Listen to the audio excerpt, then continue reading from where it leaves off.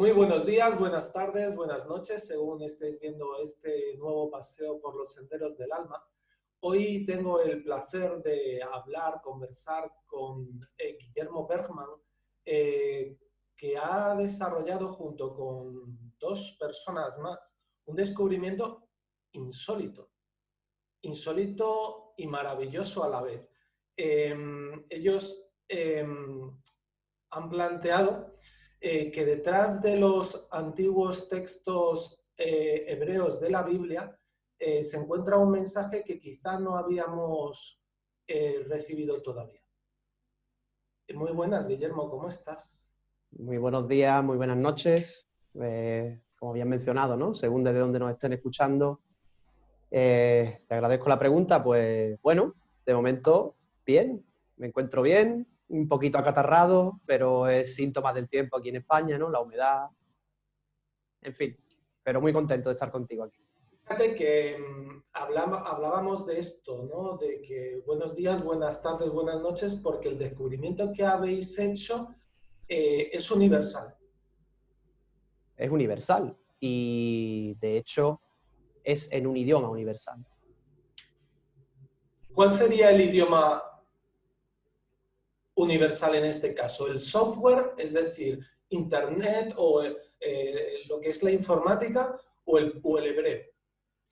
El idioma universal es en sí el visual y el informático, ¿no? Porque son idiomas que, para los cuales uno no necesita realmente ningún conocimiento, eh, ningún conocimiento de base, ¿no? Es decir, si yo diviso un icono de un muñequito parado delante de un semáforo, yo sé perfectamente a qué se refiere. Es decir, no hace falta que debajo ponga usted puede caminar o no camina, ¿no? Yo creo que es un idioma universal por su condición visual y a la vez universal pues por su condición informática, ¿no? De hecho, un informático en la India se puede entender con un informático en Rusia sin tener un idioma en común, más que el del propio ordenador, ¿no? Más que el del aparato inteligente que se comunica a través del binario.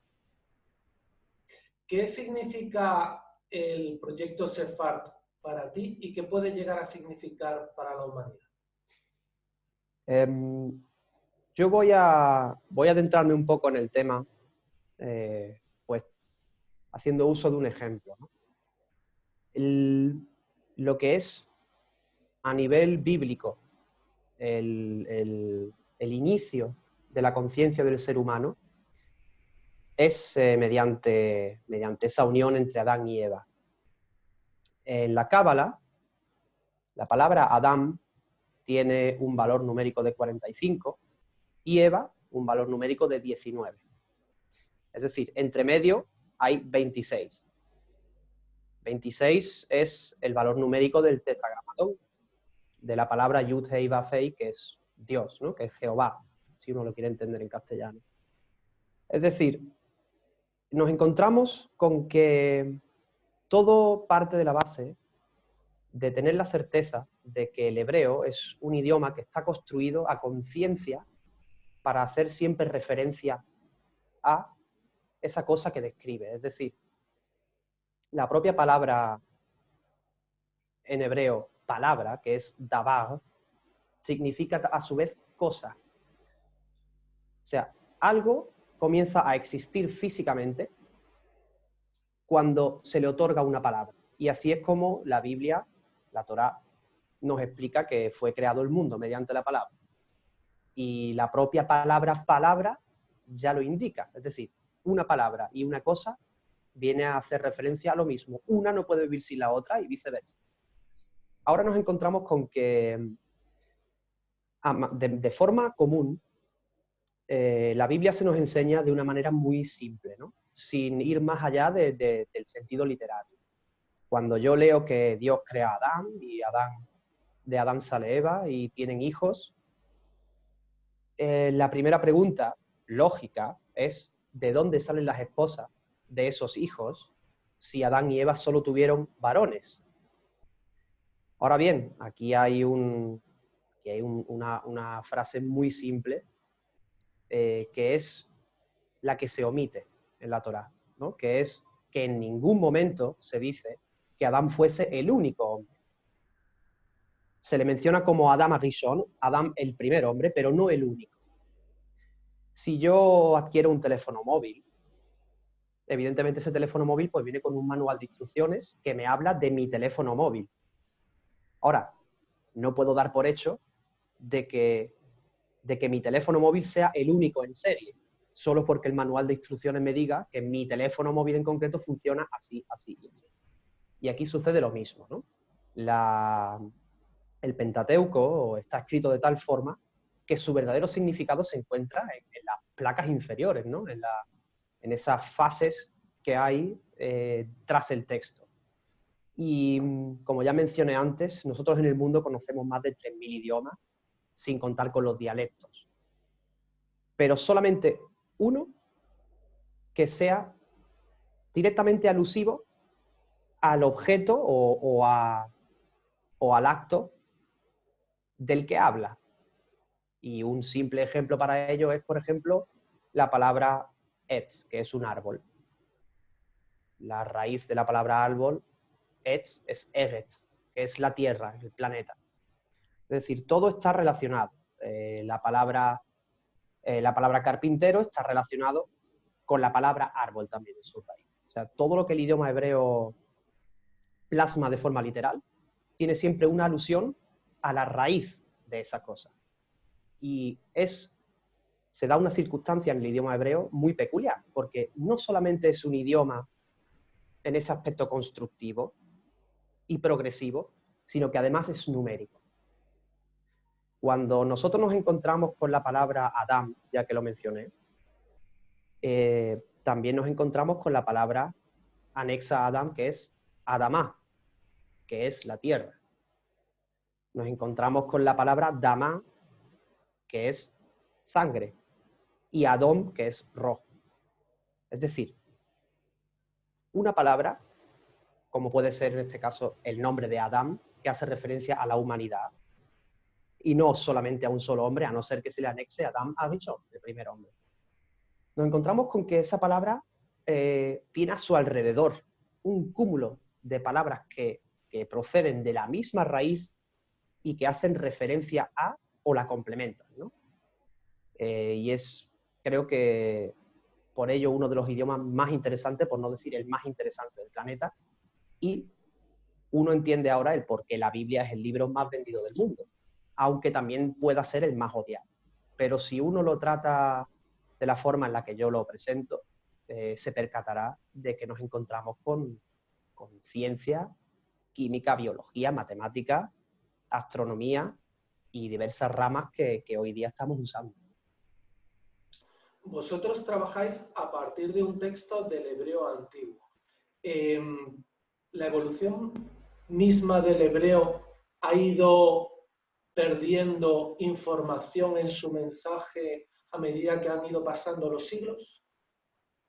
La información del texto originario de la Torá ha permanecido intacta. Y invito a cualquiera a que revise un rollo de Torá que puede encontrar incluso por internet, en páginas adecuadas, y revise o compare uno con otro. El texto no solamente se copia de manera idéntica y es supervisado por mínimo 7 personas, sino que además conserva los espacios que hay en blanco entre una frase y otra. Uno a veces no entiende el por qué se inicia una frase en la parte superior de una hoja y por qué la siguiente frase que continúa esa narrativa se sigue en la parte inferior, dejando un espacio en blanco entre medio, pues brutal.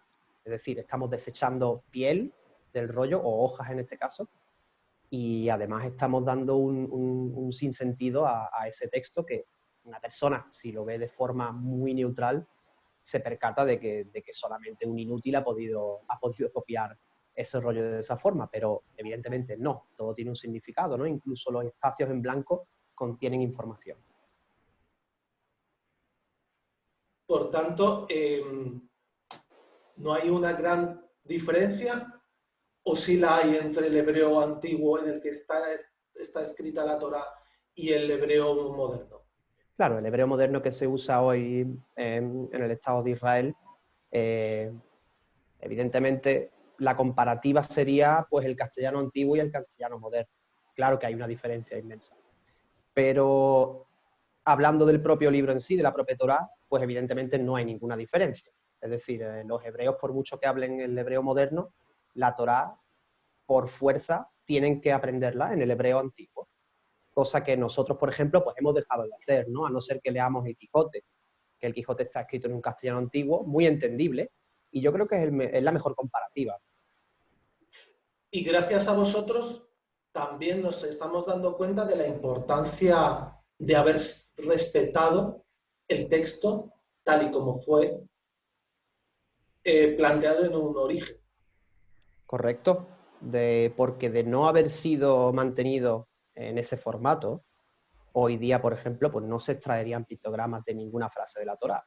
Si aleatoriamente el texto hubiese sido cambiado, no habría posibilidad ninguna de obtener resultados, porque si yo la palabra pájaro la transformo en ave, evidentemente, pues alguien que lo lee puede entender que se trata de la misma cosa, pero el formato cambia, el valor numérico cambia y por ende la proyección binaria cambia. ¿Qué significa para ti que se estén o estéis extrayendo esos pictogramas del texto original? Pues para mí significa el poder compartir un pedacito de un libro que se ha malinterpretado o que hoy día se está malinterpretando y compartirlo de tal forma que sea entendible para todos y que a su vez sirva como prueba de que ese Dios, siempre digo quien quiera o lo que quiera que sea, sigue estando ahí y se adelantó a nosotros en el tiempo en cuanto al uso de la tecnología moderna. También a nivel personal, evidentemente, es un pedacito de mí. Por supuesto que solo ni lo logro, ni lo hubiese logrado, ni lo seguiré logrando. Cualquier persona que se digne a leer una sola frase o se digne a escuchar una sola frase de cualquier vídeo que suba o cualquier publicación que haga, incluyendo, por ejemplo, el libro que escribimos al respecto, forma parte del proyecto y es junto conmigo, junto con Mercedes y junto con Daniel, un colaborador que lo que está haciendo es divulgar un pedacito de divinidad y siempre en base a la propia ciencia actual. Yo me pongo en la piel de personas que no conozcan el texto o que no simpaticen especialmente con la tradición judía y la verdad es que de alguna manera se despeja un velo y implica o invita a la reverencia hacia ese texto original. Sobre todo invita a la curiosidad, a cuestionarse ciertas cosas que están implantadas hoy día de manera automática, en un formato de automatismo al cual tenemos todos que obedecer y que además corresponde a ciertos gremios, ¿no? que nos han hecho ver pues, que precisamente la Biblia era esa cosa que nos ataba a un dogma, cuando realmente hoy día la propia ciencia es un dogma puro y duro y se autodenomina máxima autoridad en el mundo en cuanto a realidades. Y yo creo que este descubrimiento es un paso importantísimo. No es evidentemente el paso definitivo, pero es un paso más de los tantos que ya hay para poder casar la ciencia y la divinidad o la espiritualidad tal y como se hizo antaño, ¿no? Que es lo que llevó a la humanidad a esa grandiosa era egipcia, por ejemplo, a esa grandiosa era medo-persa, y que nos ha llevado hoy día a dar con toda esta tecnología, ¿no? Porque sin nuestros antepasados no hubiésemos llegado aquí. Y lo que no podemos hacer es olvidarlo. Es decir, cuidar lo que tuvimos y recordarlo. Y en base a ello, asentar nuestra base para un futuro. Ellos acostumbraban a cuidar la naturaleza, cosa que nosotros hemos olvidado. no olvidado quizás, pero sí a conciencia omitido. Cuidar nuestro entorno natural y asegurarnos de que nuestros hijos y nietos pues, puedan gozar de un planeta puro. El dinero mueve montañas y también mueve nubes y mueve plásticos en el mar y mueve armas alrededor del globo. Creo que sería un gran momento, un momento muy, muy, muy clave para pararnos un poquito a pensar y decir, ojo, que la Biblia, por muy dura que a veces suene en ciertos párrafos, no estaba del todo equivocada y tenemos la opción de casarla con la tecnología actual. ¿A qué nos llevaría esto? Pues a abrir un poquito los ojos, ¿no? Y a reflexionar acerca de cómo estamos tratando el planeta, de cómo se debería tratar y eso se logra dándole un sentido espiritual a todo y no solo material. Para eso sirve la Torá, para otorgar un sentido espiritual a lo material. ¿Cómo nace el proyecto? ¿Eres tú quien pide a tus compañeros que te ayuden a seguir una intuición que tú tienes como estudiante de la Torá? Yo los invito a cenar a casa una noche, o muchas noches, ¿no? Sí que los invito a entender ese trasfondo que tiene la Torá tan importante para todos, que es precisamente el de aplicar la espiritualidad a nuestro mundo físico, ¿no? A nuestro mundo material en el que vivimos. De ahí surge, evidentemente, pues que uno tiene una idea al respecto que compagina con la base que yo ya presento y otro tiene la llave para unir tanto mi base como la idea del otro. Y yo creo que entre tres, esa conjunción es la que nos llevó realmente a plantearnos pues que, teniendo en cuenta de que el idioma hebreo presenta la estructura que he detallado al inicio de esta conferencia, evidentemente no sería ninguna sorpresa que también pudiese contener un código informático como el que usamos hoy día. ¿Y el resultado, más allá de tu intuición, te ha sorprendido? El resultado me ha sorprendido muchísimo porque hoy por hoy es, junto con mi labor cotidiana, ¿no? Es lo que más tiempo ocupa en mi vida. Y a su vez no le resta tiempo al resto de cosas importantes, como son la familia, por ejemplo. ¿Por qué? Pues porque la propia familia está implicada ya en todo esto. Entonces, para mí es algo muy bonito porque es algo que puedo compartir con mi mujer y el día de mañana lo haré también con mi hijo, incluso con mi madre, con parientes quizá algo más lejanos y con amigos, ¿no? Claro, aquí cabe mencionar también que nosotros no ni practicamos el proselitismo ni tenemos la necesidad de hacerlo. Es decir, nos distanciamos de cualquier religión porque no practicamos ninguna y nos basamos simplemente en los hechos con los que nos hemos encontrado. Uno tiene que partir siempre de la base de que existe una hipótesis o un planteamiento y ese planteamiento, pues para hacerlo, para convertirlo en una certeza, tiene que ser puesto a prueba.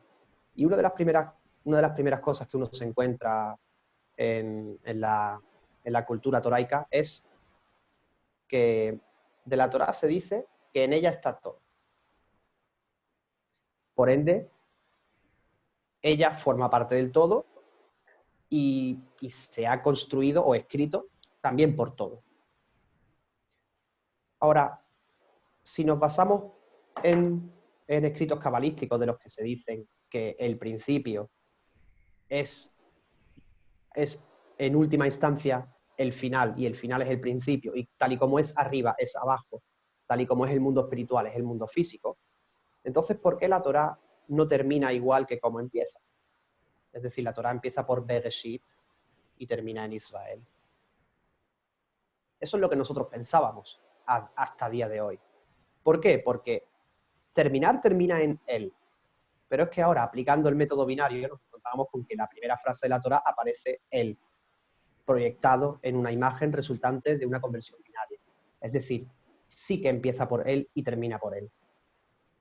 La hipótesis de que tal y como es arriba es abajo y tal y como es el principio es el final, con esto se da por validada y de manera matemática.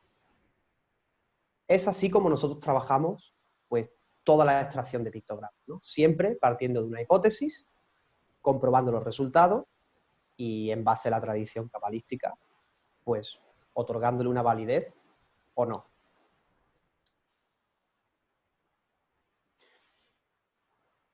¿Te ha sorprendido el feedback que has obtenido de personas de todo el mundo? Me ha sorprendido muchísimo. Me ha sorprendido sobre todo el tacto con el que se ha llevado a cabo. ¿Y por qué me sorprende eso? Cuando debería de dar por hecho de que cualquier vídeo que uno cuelgue o de cualquier libro que uno escriba debería ser siempre tratado con respeto, ¿no? Se debería partir siempre de esa base, pero no. ¿Por qué? Porque en este caso hablamos de la Biblia. Y la Biblia en su originalidad fue escrita en hebreo. Y hoy día el idioma hebreo se relaciona vulgarmente pues, con el Estado de Israel, al que se llama también vulgarmente Estado asesino, apartheid, etc. Se tiende muy rápido a politizar.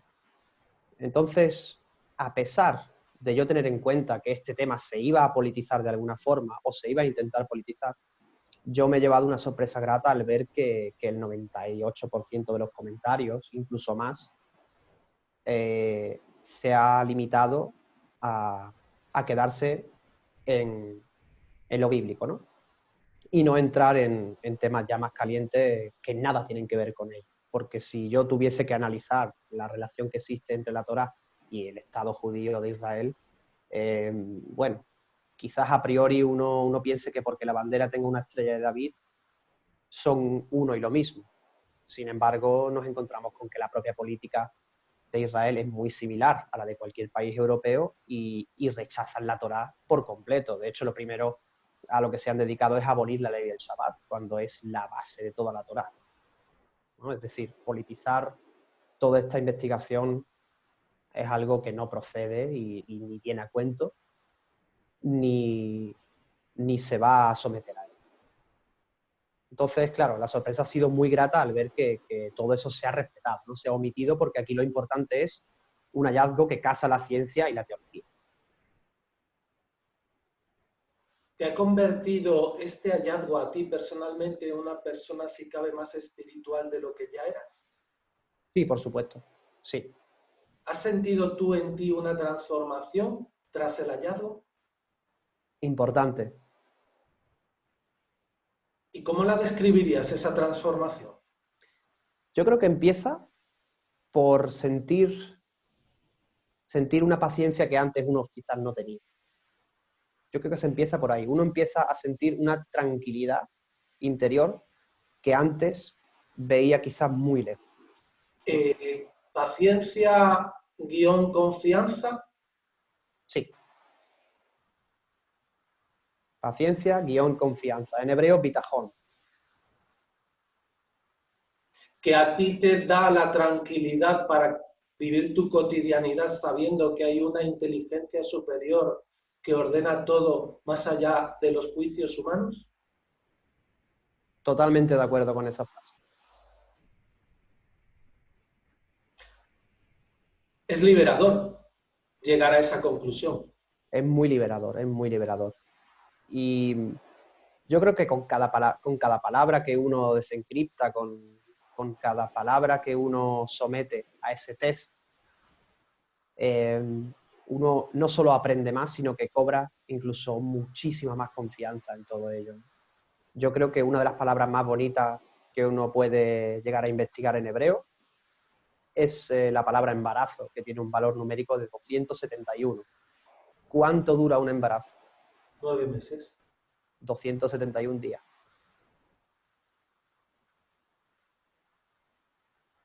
Cuando uno encuentra una y otra vez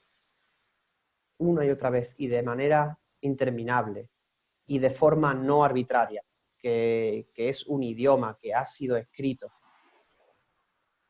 con una base matemática perfecta y además con una correlatividad con el propio texto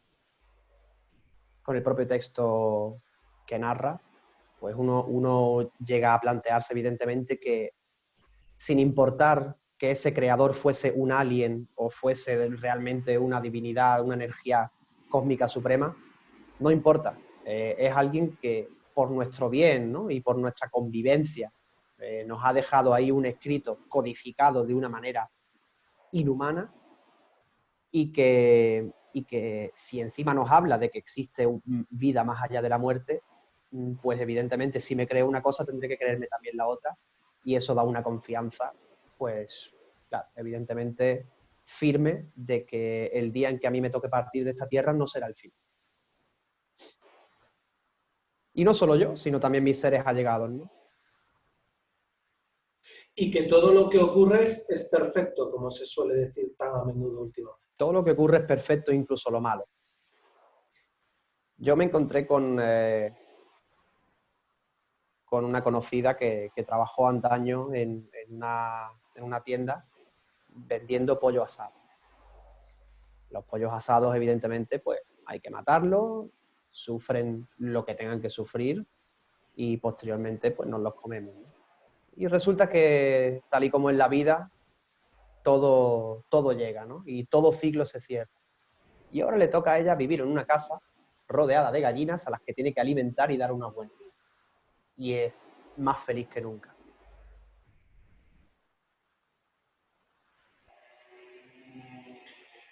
Habéis comentado que las revelaciones de esta primera entrega, de este primer libro publicado, solo suponen 0,9% de la totalidad que se puede obtener o se puede extraer de un estudio realizado de esta manera. ¿Qué puede implicar? Puede implicar, por ejemplo, que miles de estudiosos o curiosos de la Torá y de la espiritualidad se giren hacia vosotros buscando nuevas respuestas. Pues ojalá fuese un 0,9%. Hoy día esa cifra habría que rectificarla, evidentemente, y estaría en un 0,0002%. En cuanto a la segunda pregunta, de hecho acontece, ¿no? Hay personas pues, que nos escriben, nos piden que sometamos ciertas frases a decodificación y nosotros los resultados se los enviamos. Pues, hombre, yo viendo los resultados, por ejemplo, y viendo el feedback de esas personas en concreto que nos piden ciertas revelaciones, me percato de que sí que estamos cambiando el mundo bíblico en un modo positivo, ¿no? Pero siempre digo que no es que lo estemos cambiando nosotros, sino que algo o alguien nos usa a nosotros para que eso cambie, ¿no?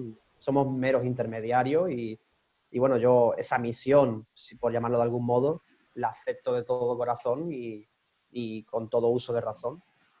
Y evidentemente, en ese aspecto no cabe la rendición. Para una persona que llevara décadas, años, mucho tiempo estudiando la Torá, ¿qué significa vuestro hallazgo? ¿Implica una decepción por el tiempo dedicado o implica una esperanza? Implica fortaleza. Es decir, implica que todos esos años, cada segundo, cada hora, cada madrugada que ha estado estudiando la Torá, cobra sus frutos viendo este resultado que nosotros presentamos, ¿no? Es decir, ahí no cabe la envidia ni cabe la decepción, todo lo contrario. ¿Por qué? Pues porque esta es una prueba más, evidentemente, de las que ya pueda tener una persona que estudie la Torá. Y lo que hace es fortalecer y en base sobre todo a la informática actual, que hoy por hoy se presenta como ese nuevo Dios, la inteligencia artificial, los ordenadores, la producción en masa, todo robotizado, todo informatizado, que es la que hoy día está manejando el mundo. y sin embargo nos encontramos aquí con que la propia Torá ya poseía esta tecnología. Y eso te da una fortaleza a nivel moral, a nivel espiritual, yo creo que insaciable, incomparable.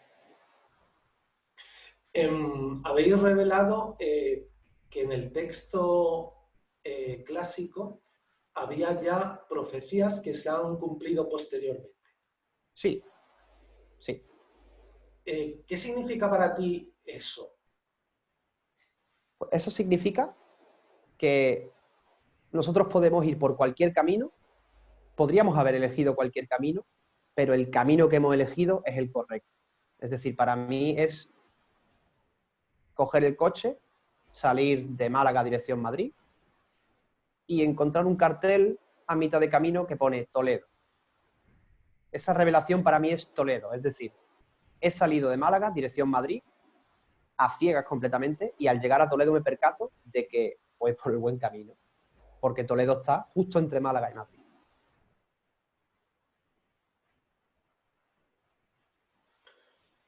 Y a partir de ahora, ¿qué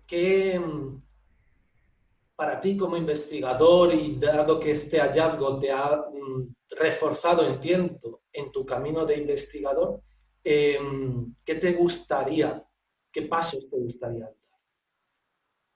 A mí me gustaría poder seguir compartiéndolo, poder ampliar el tema muchísimo más, porque lo dicho, al igual que las apariciones que hemos revelado en el libro son un 0,0002%, del mismo modo la información que yo pueda aportar hoy día mediante entrevistas, mediante conferencias, es también un 0,0002%. Sin embargo, es muy probable que yo esté ya a un 50% de mi vida en esta vida en la Tierra, ¿no? Lo que no me dejaría muchísimo margen de tiempo pues, para poder completar el 100%, pero para ello están generaciones futuras, que son los que nacen hoy día ya con la informática prácticamente inyectada en vena. Y, y creo que lo más bonito para mí o la mayor intención es que evidentemente se continúe indagando y con el avance de la tecnología también veremos avances de la tecnología dentro de la Torá y siempre a la par o con el tiempo en el que vivimos. Para mí, lo más bonito sería que las generaciones futuras vean en esto un sentido a la vida en la Tierra, más allá de hacerse famoso, ganar dinero y salir en la tele. Los gráficos que habéis mostrado son en dos dimensiones, pero aplicando el software de otra manera podrían generar gráficos en tres dimensiones, eh, incluso, o sea, quiero decir que hay un recorrido todavía incluso tecnológico que nos puede hacer nuevas revelaciones que aún no sospechamos o que completen lo que habéis empezado a plantear. La informática cuántica, de hecho. ¿Qué significa qué?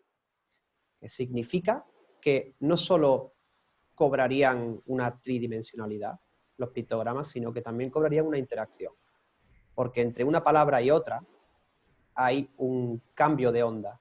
En ese cambio de onda hay un movimiento del pictograma, que es lo que la informática cuántica llevaría a cabo.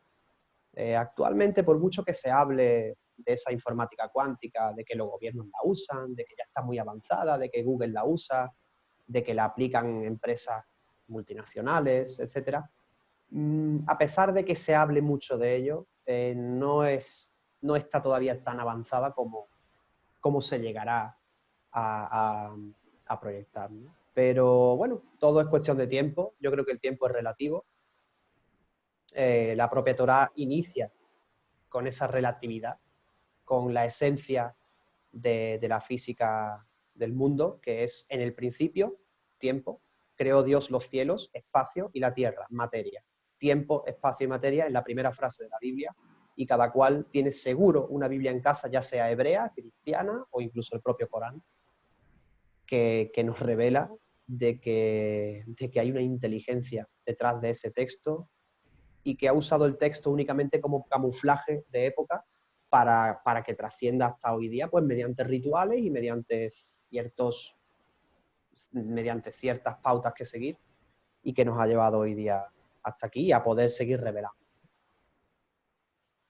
Yo siento que muchas miradas y muchas mentes se van a acercar con curiosidad a la Torá, a vuestra propuesta, a vuestras investigaciones, y va a implicar un nuevo esplendor mundial por el conocimiento del hebreo clásico y de la Torá. Creo que habéis puesto un granito de arena que puede parecer pequeño y es enorme a la vez. Y quiero darte las gracias en nombre de muchos miles o millones de personas por ello. Como tú decías hace un rato, la divinidad ha obrado a través de vosotros y qué privilegio y qué felices os debéis de sentir. El privilegio es poder compartirlo contigo en este momento. Yo creo que el verdadero privilegio es la obligación de no poder callárselo. La obligación de compartirlo es el mayor privilegio que pueda llegar a sentir. Es un alumbramiento y qué bueno que ha ocurrido. Muchísimas gracias, Guillermo, enhorabuena y bueno, celebremos, felicitémonos todos porque creo que esto supone un hallazgo de una magnitud que quizá no nos demos todavía cuenta.